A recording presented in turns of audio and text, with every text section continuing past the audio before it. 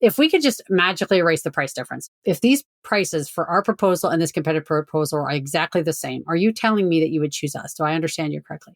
Yes. Okay. Help me understand, because I want to make sure when I come back to you with a revised proposal, nothing comes out that's critical to you. What is it about our proposal, our services, our team, our company, what we've put together that has you answer that way? Why would we be the choice if price were no issue? And then shut the heck up and listen.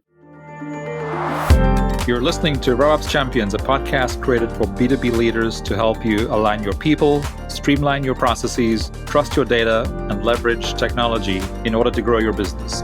We're your hosts, Brendan Denewell, CEO and co-founder of Dynamico, and Amy Weaver, Dynamico's marketing director. People don't generally reach out on their own. And by that, I mean, people are not generally aware they have a pricing problem or that there's a solution to it. Okay. They more often would articulate that, they're feeling the squeeze on margins, that inflation has really, put a lot of pressure on their financials. They're doing the best they can in the face of a competitive, commoditized landscape. They want to kind of point to customers or competitors as the problem. And so it's very often the case that people are not, in kind of what marketers would say, are not problem aware or solution aware until they hear me on a podcast or see me on a stage or read a blog, article that was forwarded to them. And all of a sudden there's maybe this eureka moment, hopefully, where they realize that some of their pricing power is actually inside of their control, that everything isn't up to the customers and the competitors. It's not all market forces, that we inside our own organizations have some say in what we charge and what we're paid for the value that we deliver. Sure. Yeah. There are a lot of, similarities, and we experience the same thing when, I guess we could answer the same question in a very similar way. When we're pulled in by, another trusted advisor of the clients we end up working with, they weren't aware that they might need a new CRM. All they felt was that there was misalignment somewhere in their organization, whether it was between teams or a data misalignment or a process misalignment, which of course are most likely leading indicators and things you need to fix first before we can go in and do our area of expertise, which sounds very similar to your approach. And what I find is it's not uncommon once somebody becomes aware that our services exist, they will do a version of kind of telling us what they think their problem is and what they think they need to fix it. And it's a little bit like going to the doctor and saying, my elbow hurts, I need surgery. And I always, want to slow folks down a little bit and ask more questions. So, tell me about your symptoms. What are the pain points you're having? So that then I can diagnose and prescribe, because sometimes it's not a surgery, it's a physical therapy, right? So the solve for the pain point of the client isn't necessarily obvious to them out of the gate, or what looks obvious is sometimes not the real problem or the most expedient problem to fix. And it sounds like you experience a lot of that in your business as well. Well, a lot of times it happens at these inflection points in their business. Maybe not necessarily that, things are going bad, but it's actually a period of really high growth. And they're trying to come up with ways that they can scale rapidly and efficiently. And you touched on that in your blog post as well, as like, if you're charging, what your services or product is worth, then you free up resources a lot of times to concentrate on those other things. Do you have a specific use case or like client that you've worked with where this was the case for them and it was time for them to increase their pricing so that they could prepare for this? Yeah, for sure. Rapid growth? One of the ones that pops into my head immediately is a translation firm we worked with in Chicago. Really good firm, really expert at their translation services, had a really unique ability to deliver that value in a pretty different way. And they had been competing on this per word basis that everybody does, even the folks that are not delivering the level of quality that they were doing. And one of the frustration points of the leader was, we have so many opportunities to grow, to add new services, to try to figure out how to incorporate some of the, machine translation and AI. And how do we become the translation firm of tomorrow? And with cutting edge technology, with world-class teams, with deep expertise if we can't invest in those things. And our ability to invest in those things is really being hampered by the fact that we're kind of fighting over scraps with some of our competitors who can't do the same things we can do. And so putting into place and certainly system, but more than the system or even the skills is the mindset inside the team of sellers, the people who have to communicate with customers about how to get paid for value and why they should and deserve to. Those things translated to substantial dollars that they poured back into infrastructure, training, technology, and hiring. And it's really poised them for Very dramatic growth into this next decade. Very cool. A lot of your responses to our questionnaire also include the change management piece.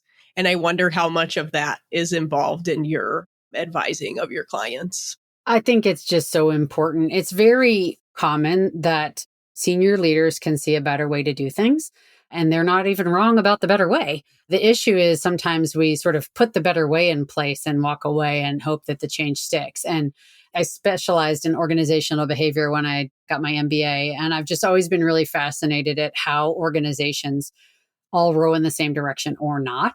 And what we know is if people understand the reason for the change, they've been given a chance to voice their concerns and questions, and they're bought in why it's important and it's valuable and how they personally tie to it, then the change becomes permanent. Then it becomes ritual and routine. It doesn't become a flavor of the month. It's one of the reasons why we're primarily focused on training for teams more so than strategy setting. I'll just say just a little bit more about that. Very often a senior leader may come to us and say, hey, we need our pricing strategy to be improved or changed. We need to fix this or fix that. And I say, you can spend a lot of time and money making your strategy perfect. And if you do not have the hearts and minds of the sellers who have to go carry that pricing strategy into the customer's house and communicate and defend it, then what's going to happen is you're going to have this really fancy strategy that the salespeople are going to march right around and discount anyway. It's like giving the keys to a Ferrari to a toddler. So while upgrading strategy is not a bad idea, it's generally not the biggest opportunity or gap or problem. And I would say if you're going to invest in one, invest in the people, invest in the mindset and skill set of the people whose job it is to communicate and defend value. I'm always quoting and maybe possibly slightly misquoting, paraphrasing George Patton, who says, a good plan violently executed today is better than a perfect plan next week. It's like very often these companies that come to me, their pricing strategy is very solid. Is it perfect? No. Should we maybe take a look at it? Yes. But if they invest in the change management aspect of helping their people see a different way to get paid for value, the payback period on that is lights out. And now you've really changed not only the performance of the company financially, but you've also changed the culture, one that's oriented around value and pride in that value. Yeah, that's a really good point. Yeah. And you're starting to get into, mindset, and which of course is a big reason for needing change management and training, right? Is, what they say, one of the most dangerous mindsets or cultures, depending on how big you want to go in a business, is when teams say, this is how we've always done it, right? And I guess the second worst one is probably, this is how everybody else does it, right? So you gave the example of the translation business which again, like a lot of other businesses, they charge by the word or by the minute or it's like, there's got to be, at some point, someone's going to come along and say, well, that might not be the best way to price a value-based service. Just because everyone else does it, that's an opportunity for you to do something different, and imagine what that could do for your business, right? Well, and you mentioned in your blog post the industries like of professional services or manufacturing, distribution, those companies who would have maybe a lower volume of clients, but a higher complexity of what they're offering.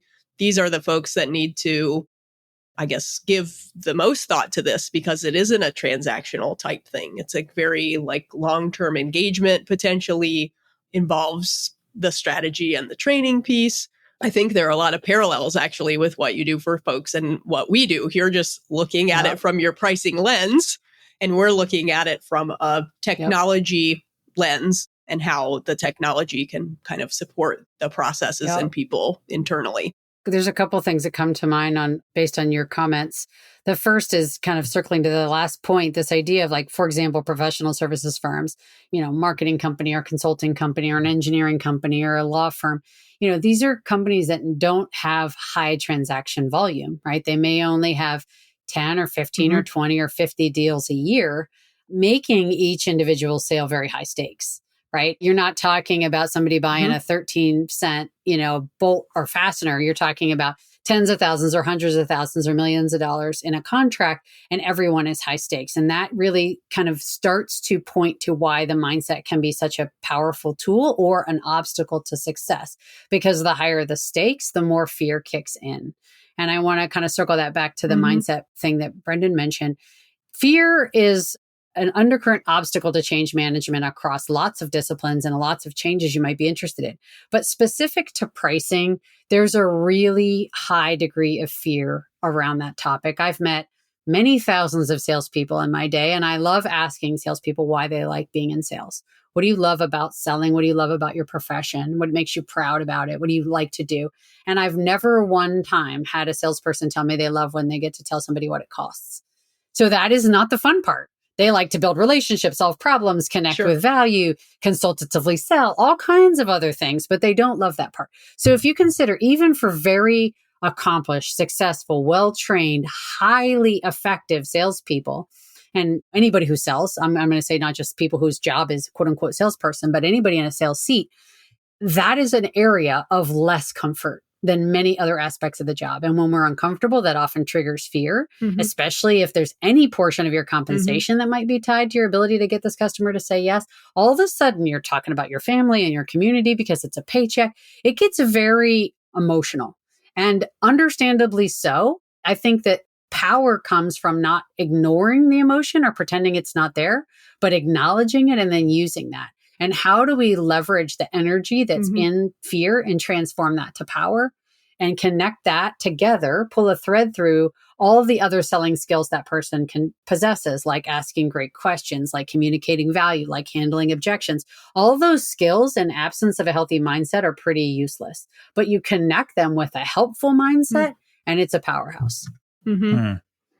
Yeah, no, I love all those examples. And we deal with a lot of professional services firms too. And so I like the way you position that for them, because I'm sure there'll be a lot of them listening to this. Casey, the thing that came to mind as you were explaining this last piece around, how, no salesperson ever said they love talking about the cost of something. In professional services businesses, we've been trained over a long time to talk about the investment rather than the cost, right? But clearly there's a lot more to it.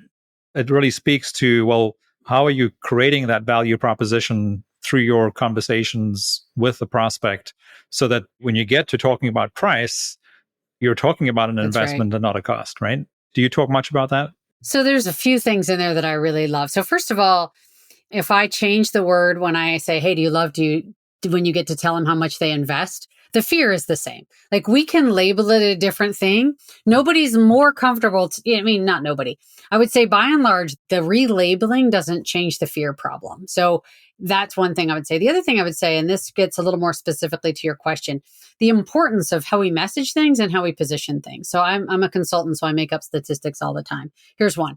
50% of getting pricing right is getting the number right. And the other 50% is how we make people feel about it. In other words, the messaging that we wrap around it, but not just the messaging. It isn't just about calling it an investment versus a price or a fee. It's also about everything that we do. And this is the point you were making, Brendan, so powerfully, is it's about everything we do leading up to that point. That the investment isn't feel like the wrong label. It feels like the right label, because we've talked about the problems that they're trying to address and how this is a very affordable investment to solve this massive problem or achieve these huge goals or whatever it is. That really, would you not invest this 10,000 to get this 100,000? Would you not invest this 100,000 to get this million? And once you've made a compelling story that people believe in, that you can actually deliver, that's on the other side of that investment, then price becomes very secondary. So it is about the messaging, but it isn't just a wordplay. It's wordplay plus the really important work of convincing the customer that the value is really there. Right. So I guess with professional services companies who have their sales let's say they've got the whole sales thing figured out, including this positioning piece, which is, of course, is critical, then it still comes down to whoever is delivering the service to do the training and the change management, because without that, no one's going to adopt this change and it's not going to take hold. So actually, I like how that's kind of developed here, where because it's a sales challenge on the one hand, and then it also becomes a delivery challenge, and they're different. And of course, every professional services firm knows exactly what we're talking about, because they all have this battle between sales and delivery, and continuously improving how they align what's being sold to what's being delivered, and the handoff, et cetera. So there's work to do on both sides as you deliver value to clients, right? 100%. And I see, gaps on both sides. So, very commonly we see in the kind of clients we serve, and it sounds like we have, quite a bit of overlap in our client base, is that these are companies that are best in class or better in class. They tend to be at the top of their game. They're not perfect, of course, but if you kind of compare them to the industry average, they're better than average substantially. Why that matters is that they're constantly compared against inferior competition from a price perspective. And so down the street can do it for this price. And that kind of constant downward price pressure from the market, which is completely sensible from the customer's perspective. Of course, they have other things to pay for. They have employees and budgets and everything else. But those tactics translate in the heads of the seller as market intel, or as some kind of facts about what we're worth or what we can charge based on the fact that so-and-so down the street charges less. Why that matters is if you're a best-in-class company or a better-in-class company delivering really superior value, what often happens in professional services firms is we're doing a bunch of things for free. We're undercharging for things. We're way over delivering value. We're not delivering 100% of the value we were hired to deliver. We're delivering 120 or 150 or 200%. And what that causes is if we budgeted, 250 hours for this such and such service, and we've spent 350 hours, now the whole team is taxed. People are, because in a professional services firm, what you're selling is not a widget, it's a person's expertise and often their time. And what that means is everybody's stretched really thin.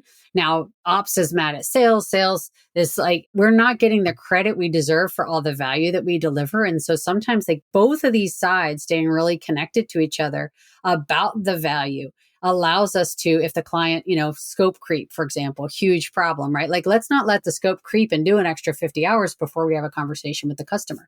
One of the challenges in delivery teams is those are folks that are very expert and committed to the craft, whatever that craft is, that consulting service, that engineering service, that marketing service.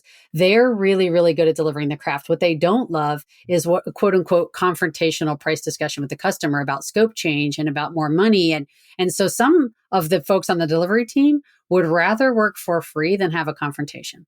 Oh, it'll only take me an extra couple of hours. I'll just knock that out. But before you know it, you have bled through tons of profit that you deserve as a firm through that kind of it's good customer service. We seduce ourselves into thinking it's the right path. And I'm not for, delivering that contract at 101 or 105. That's fine. Don't deliver it at 150%. Yeah.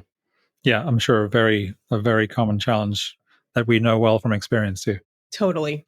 Are there any other challenges that you see companies facing, whether it's now or even previously in your career, with having some of these more difficult pricing conversations internally, I guess?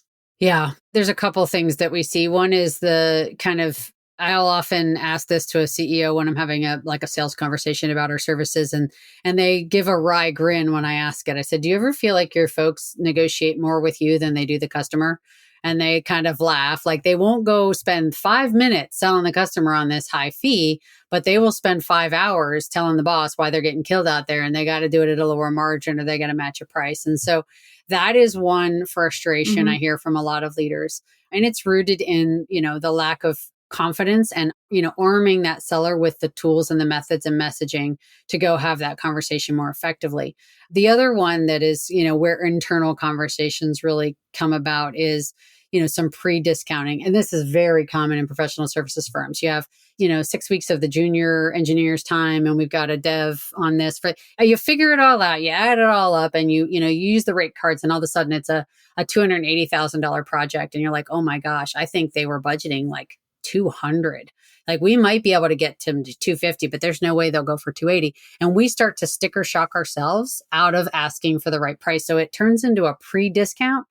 We will then like figure either we're taking lower rates or, and this is the worst problem that I see, we don't take lower rates. We just start lying to ourselves about how much time it's going to take to execute it. Like, oh, no, we're not going to need 6 weeks of that junior engineer's time. He'll get it done in 5. And then we build the project's plan and the dollars around a sticker shocked lower number. We go sell it at 250. And then guess what? To deliver world-class work, we know what it takes. And guess what? It takes that guy 6 weeks. So now one of two things is going on. That dude's working a zillion hours, not going home and seeing his family, stressed to the breaking point, or other projects are getting pushed back, or some of both. I mean, it creates a lot of organizational pain and human pain to kid ourselves about what it takes to do good work. We know it. Let's not take out a red pen and start revising our quote before we ever even propose it to the customer. That pre-discounting is like we shoot arrows at ourselves and then we put in front of them and then they get their chance to shoot arrows at us. So stop the pre-discounting. That's another way that internal price discussions become really unproductive. Yes, I can totally see that. Yeah. And it's from a different angle, because we implement HubSpot for people, we're also familiar with SaaS kind of sales framework where they're coming out with a quote and then it's close to the end of the month or it's close to the end of the quarter. And like, what do we need to do to get this deal done? That's the pre-discounting, if you will, that is most familiar to me.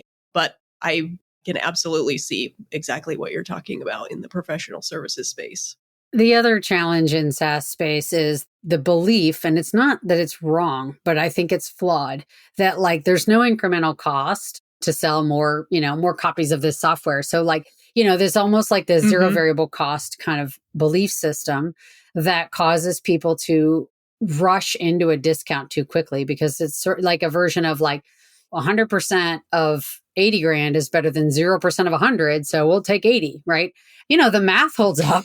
That's true. But that's only if we couldn't get 100. And where I see SaaS companies go wrong, and especially if they've got these kind of live and die by the corner points or the month ends is we get like into these addiction cycles with discounting and we train our customers to expect it. They're going to wait until the sellers are freaking out and it's going to be the 31st at 4 p.m. And they know they just wait. Like buying a then car. It's like this big game of poker, right? And who's got the more patient way to play the game? And it's like the sellers over there showing their tail like crazy and they're losing the poker game, not because the buyer necessarily has a stronger hand to play. What I say about this is, if you sell something really exceptional and profoundly valuable, if you deliver excellence to your customers and you wrap excellence around it and you solve a real problem for your customers, then the discount as the closing tool should not be the first, second, third, fourth, fifth. It should be maybe the 10th arrow we reach for in our quiver to close a deal. But too many folks, it's like the first thing we want to do. We've got excess capacity or we're missing our sales goal or XYZ. Let's see what we can, how we can use price as a lever to drive sales. And I would say it's a lever, it's a lazy one. Pull the other 15 ones first that actually keep much more of your money in your pocket and delight your customers. And then if you absolutely once in a while need to use a discount, do it. Just don't let it be your seductive first choice. Yeah, it's the slipperiest slope. Yeah. Casey, so this is a question which, again, if it doesn't feel right to answer, then that's totally fine. But when you were sort of branding sort of what you do, did you consider becoming a value geek versus a pricing geek? And I can see that pricing gets to the core of what it is that we're talking about, even though at the same time it is value, right? But people don't understand value the same way they understand pricing because of this innate fear that all of us have of talking about money and cost and price. Can you maybe just give me a little bit of insight into how you get there? Sure. And you're absolutely right. These two are intimately connected. There is no, is $10,000 a lot of money? Well, it's a lot of money for a candy bar. It's not a lot of money for a mansion, right? Like without context of value, numbers around price or even even some messaging around, like until we've got context and value, rooted in value, price is meaningless. And so these two things cannot exist without one another effectively. So very easily, if we kind of go back to when I was founding this firm and spinning up our marketing materials, could have, leaned into value as part of the story, for better or for worse. And I'm always looking at how I can do things better. Value and value selling falls into a broader area of like more generalized sales training and sales improvement. And it's a very crowded space. It's hard to stand out and have people understand how you can help them because everybody talks about value and value selling. Whereas pricing is a very uncrowded space. It's a super blue ocean, especially the way we look at it. There's a shocking number. It would shock you. It doesn't shock me. Number of pricing consulting firms that really focus in the analytical role of like, hey, you're a manufacturer, you sell 20,000 parts in 1 million transactions a month. How do we use the statistics to help make better pricing predictions, optimization and segmentation and elasticity calculations? That analytical side of pricing, there actually is quite a lot of companies in that space. But in this space of mindset and skill set of the sellers, I don't know of a single other firm in the world that does what we do. They may have a training component that wraps around their software or something, but is like we live and breathe this problem 365 days a year. So it is both an opportunity for me that it's this blue ocean, but it also does create the challenge of nobody knows this exists. Nobody knows this problem exists. They don't know the solution exists. And so, creating a category is not, I'm not a marketing expert and I wouldn't feel confident speaking about what it takes to create a category, but that's what we've been, sort of blundering and stumbling through and sometimes winning at over the past 15 years. But that's why we've decided to go very narrow, very specific, stay in the blue part of our flame with a message that really stands out when we can get the message to people. Yeah, really cool. Thank you.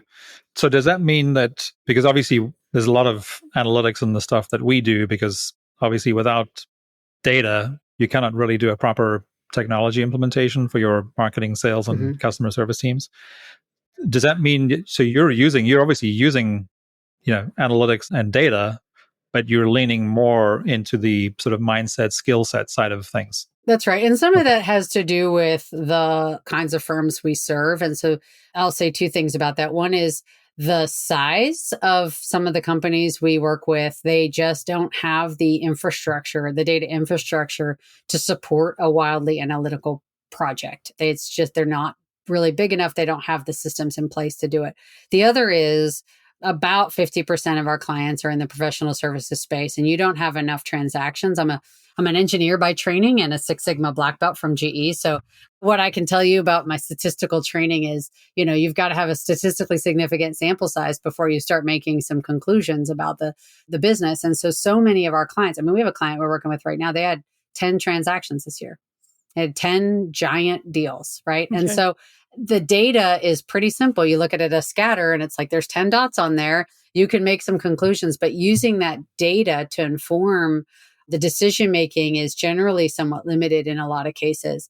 And so we sort of operate from let's start with first principles. Let's shore up the methods, messaging, tools, and confidence of the sellers. Let's make sure it's very intimately tied to the value proposition of this company, and they're really equipped to defend the value and to handle price objections. And then it breaks my heart as an Excel geek and as an engineer, but we don't worry that much about the data. For other of our clients that have a much more robust infrastructure, that have the data, we love to, incorporate that into our conversations. That said, we are not, an analytics house, so to speak. So if they're looking for one of these optimization softwares, we have lots of partners we can send people to. That's just not the blue part of our flame. We really focus on the skill set and mindset of the seller as the primary focus of our firm. Love that. Great. That's really insightful. Thank you. That is. And I'm sure it makes it easier for anyone who's listening and thinking about this to know when would be a good time to give you a call. So you started talking about something that I had a note about here, which is sort of the business stage that you find, you most often work with. And you sort of gave us a couple of examples now, but what would you say is kind of the sweet spot for what is the business stage of your sort of ideal client profile? So When we describe our target market, it's essentially a B2B company because they are the ones that have a negotiated sales process, right? So somebody's out there saying, hey, this is what our services cost, or this is what our product costs. And the customer's saying, no, I won't pay that, or it's outside our budget. Or, that negotiation is a really key element for us to be able to help someone. So if they negotiate pricing, which largely means a B2B space, it can be goods or services. It can be a very competitive and commoditized industry or a very specialized and differentiated industry. What tends to matter more is that they have a best in class or better in class market position, that they are really offering something different than the average bear, and they may be struggling to get paid for it. They're getting downward price pressure from inferior competition. In terms of size, most of our clients are in the $10 to $250 million range. We have some definitely smaller. We have some definitely bigger. They tend to have a sales team of 5+ people. We have offerings that are for a solopreneur on down, but there's a couple of different offerings for a much smaller firm. But we tend to work with firms 5+ salespeople. I would say an average is maybe about 30 to 40 salespeople. We worked with a big sales team. Yeah. Well, we worked with a company last year and we're getting ready to kick off another cohort with them. We trained about 200 people. So that's a pretty big company for us. Yeah. But we do all of our programming at a very small scale. And by that, I mean, even though we trained 200 people, we had them in 20 different cohorts of 10 people a piece, because that's where like real change in training. Now I'm going to get into my pedagogy speech here, but I'm a little bit of a geek for how adults learn. And change does not happen because somebody sees a different way of looking at things. They have to see a different way of looking at things, and then they have to start to practice it and put it into their own bag of tricks and apply it. And so we use a flipped classroom model where they learn it ahead of time through these modules. And then in the workshops, they're doing breakouts, brainstorms, role play, identifying opportunity, accountability checks. And it's really getting into their own language, their own words. And you cannot do that level of application in a 30 or 40 or 50 person group. You've got to keep it really tight. So everything about our programs is designed to maximize the half-life of training until it becomes permanent and ritual and routine. It's, again, a lot of parallels with rolling out a CRM in a company. The folks that have a lot more success are the ones that are using a core group of people, kind of working out some kinks before rolling it out to the larger group. Mm-hmm. And not just doing a 1,000-person webinar, like, here's how to use it. You've got to really get personal with people, and they got to get their hands dirty and have a chance to ask their questions and struggle, for sure. Yeah. Yeah. There are obviously ways you can get, whether it's 10 or 20 different companies in a room with 1 or 2 or 3 people from each company. But ultimately, we like to say, when you've seen one company, you've seen one company, right? So even if you line up 100 professional services firms of all the same size and they all seem to do the same thing, once you look under the hood, there are so many differences, and the differences are what really make the difference in being successful in the stuff that you're doing, I'm guessing, and what we're doing from a CRM implementation perspective. 100%. Mm-hmm. Discovery is really important there, and really like understanding the unique, in our case, and you have a different set of questions in your discovery process, but we're really need to make sure we understand their, not only the kind of the obvious stuff, like what do they sell and who do they sell to and what their value prop is, but what's the nature of their sales cycle? How long does it take to close a deal? Who in the customer organization are you typically selling to? Is that an operations person? Is it finance? Is it procurement? Is it all of them? How does that decision get made in your organization? What's the competitive landscape? On and on the questions go. And all of that is really important for us to be able to tailor what is, in a sense, generally proven content. We do the same content over and over again, but we dress it up in the clothes of the specific organization we're working with. And it's like, without that tailoring, it's really hard to make a substantial impact to a company. Yeah. And have you seen, so what we've seen sort of over the last 5 or 6 years, as we've, become more of a sort of a all-in-one solution for teams across marketing, sales, and customer service, because one of the biggest challenges we saw up until 5 or 6 years ago is that the marketing team had a solution and a set of tools, the sales team had a solution and a set of tools, the customer service team, etc. So it was all, siloed and whatever. And the biggest, I guess you could call it a breakthrough that's happened in the last 5 or 6 years from our perspective, is the sort of how companies are solving for this cross-functionally now, right?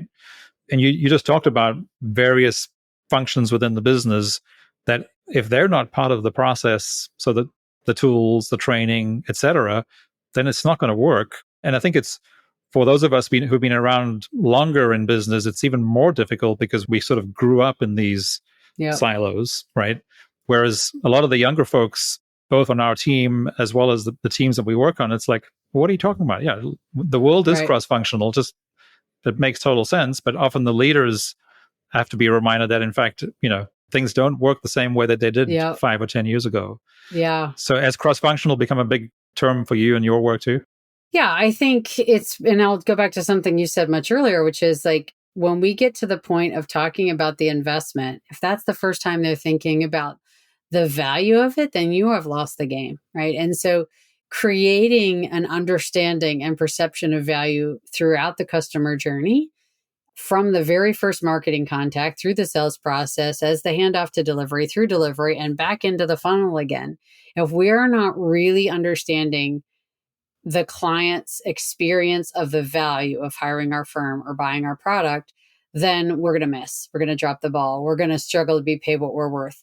So yeah, I for sure, I think it's a healthy blurring of lines that we've seen as well. And that idea of like customer journey mapping and thinking of this not as like, not even thinking of it as handoff between departments, but how do we not make it even feel like a handoff? And I'm seeing things in lots of organizations, like the idea of like a customer success manager or something. And they're almost like kind of sales, kind of operations, kind of customer service. And they're really with that client from the beginning of the process all the way through the delivery of the service. And I think that's really helping the clients, obviously, but from my lens of pricing, that's the best way to ensure that you can get paid higher and higher fees in the future, is if you deliver more and more and more value. Yep. Upsells, cross sells. Yep. Yeah. Which really in a different language would just be adding more value, right? That's right.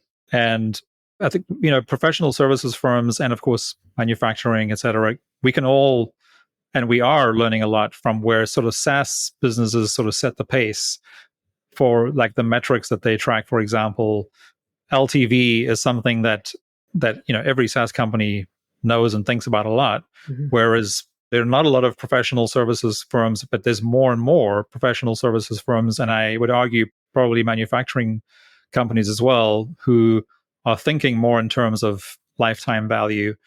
Because one of the things that most, you don't have to be all that smart a business leader to realize that the best customers you have are the ones that you already have, right? The best customers are the ones you already have, because the sales and marketing cost is a massive saving. And if you can just keep adding value to your existing clients or customers, that's a far better deal than having very smart and expensive marketing and salespeople going out every day to get, brand new business over brand and new over. business. Especially when you consider that so many professional services firms thrive on referral. So another really important role of taking exquisite care of your existing customer base is to protect your referral network.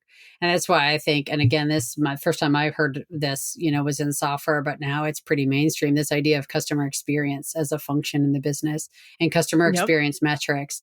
So helpful to kind of keep our lens on how do we make sure that our clients are wildly successful with our work, and that they are raving fans out there in the marketplace telling everybody about us. And if we aren't taking great care of our current customers, we're going to go broke or exhausted or both, trying to constantly be on the customer acquisition hamster wheel. Mm-hmm. Yeah. Which is actually the thing that we think about a lot too also is, unfortunately, the term CRM, had a really, I would say, even to me, had kind of a negative connotation up until about 5 years ago, because so many businesses were using it for the way that business was done, and as my kids would say, in the 1900s, where it was used as a prospecting tool, even though it was called a customer relationship management platform. Only in the last really 5 years has there been this sort of hockey stick understanding of, so that you can actually manage the entire life cycle and journey of a customer through this platform. Because so many of my counterparts, and maybe people who are a few years younger or older than me, were sales teams using it as a prospecting tool. They didn't realize that it could actually really be used to grow your existing client base. Yeah. Mm-hmm. So that's been one of the better changes that we've seen in the last 5 years. Well, and really improve that handoff from sales to the delivery team of like, here are the expectations that were set during the sales process. Like, here's what I promised that you guys would deliver, Right. Right. I have a question for you, Brendan. Is you think how far along that journey do you think we are? And by that I mean it's definitely changing. I still encounter a lot of companies that use the CRM in the old way. Is that something you still see a lot of movement necessary on? Or do you see that most companies are getting it? Well, I'm an optimist, so I like to think that a lot of companies are getting it, but in reality, I was hoping that there would be more. It comes directly back to everything we've been talking about, really, which is all around mindset, right? Mindset and or culture and or strategy and or training of people, et cetera. They're all those things are so critical. And I would say it's companies that haven't really figured that part out yet. And we know there's a host of different reasons for that. But I think the companies who do figure it out are the ones who are going to become the better in class or best in class businesses. For sure. Yeah, it's certainly a competitive edge. Huge competitive advantage. Yep. Snap. Are there any other topics that you wanted to kind of address? There's something that we see a lot, and we see this regardless of whether we're talking about a product or a service. So manufacturers and distributors deal with this just as much as professional services firms or construction companies or software companies or anybody in the services space, which is this idea of being compared against someone else and saying, I've got 3 other quotes, you don't have to be the lowest, but you have to be in the ballpark. Can you match this one? And one of the things that I see a lot that I think is, again, it's sort of like the discount idea. It's like, it's not that it's a bad idea. It just shouldn't be the item of first resort. Like what in order of like what I love to see people doing, it's not rush in and match the price. It's not rush in and meet in the middle. Or the number 3 one, which I see a lot, I call it the fruit salad approach, which is let's make sure these 2 things are apples to apples. And we start tearing open both quotes and we start looking at all the things that are the same and different.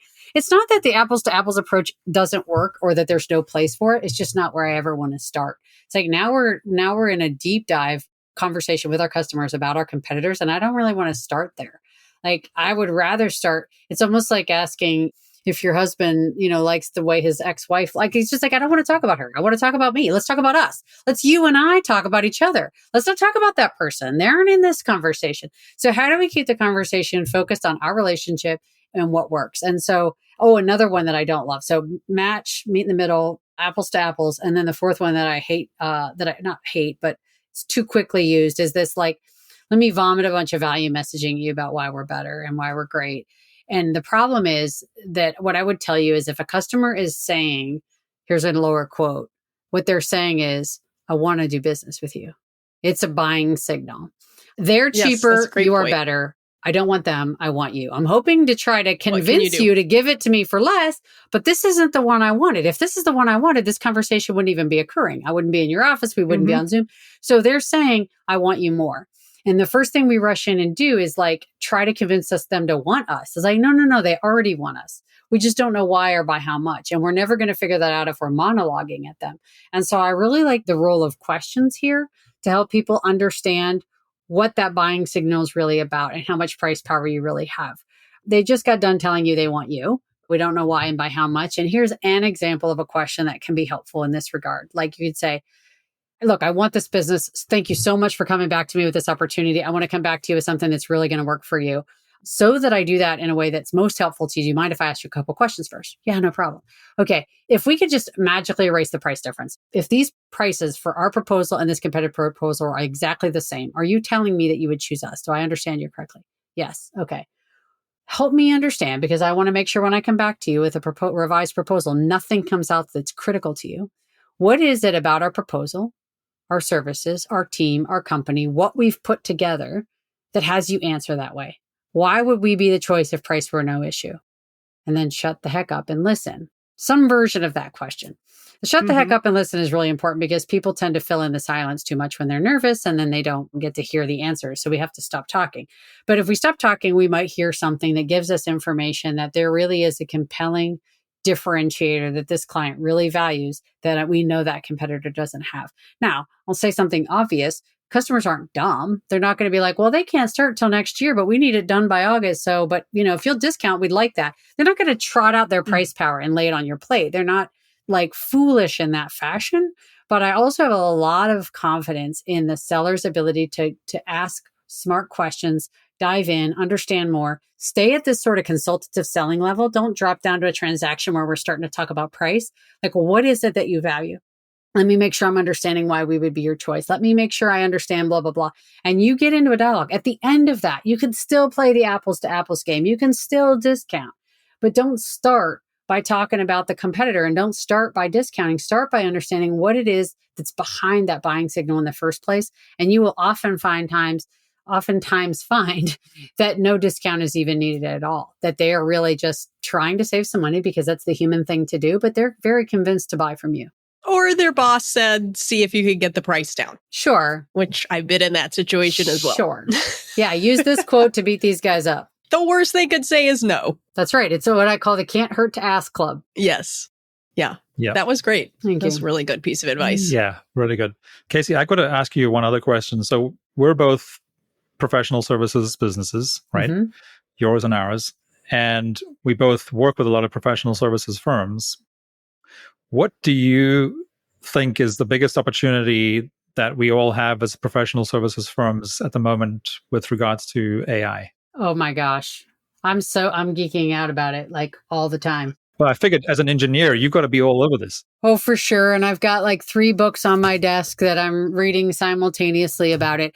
My big challenge is I want to spend more time on it than I can.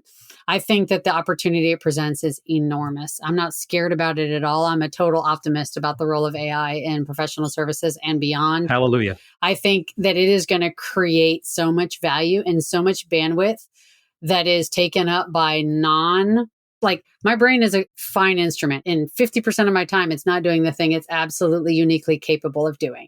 So if that 50% of that time could be replaced by AI, then how much am I capable of creating? How much are my team capable of creating if we take away all the rote tasks and not just the rote? I mean, this is the thing about AI in 2024. It's performing tasks that are very advanced and high level, always with a human eye on it. Never make the mistake of just, spray and pray. You got to really double check the work and make sure that it represents your brand. But I think for my firm, and I would encourage anybody in a professional services firm to take this tack, what is possible with AI that could never happen without it, and lean into that and spend your time thinking about that and spend your time playing on these models and experimenting. And I am blown away daily by what's possible. Yeah. Yeah. So sort of in summary, imagine how much more value you could add if you were leaning into AI.